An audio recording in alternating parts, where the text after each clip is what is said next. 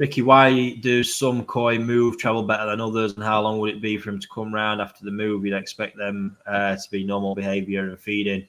That's really case by case and the environment, to be honest with you, Steve. Tosai, we've just had in, for example, I've been, crikey, only in for a week now, and you see some of them already starting to fall down a bit with sleeping sickness stuff and not recovering. One batch there, they've had parasite problems, so flukes not long after coming in, so they're taking a bit of settling down.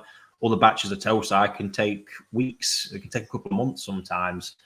But yeah, it depends on the environment. You know, if there's something niggling in the environment itself, it could take a long time for it to settle down, especially if it's come from an environment where everything, it's been happy with everything and doing well. You pop it in that kind of environment and it might not settle down. It might not like what's going off in there. So lots and lots of variables to that. How warm's the water? Has it had any shock along the way?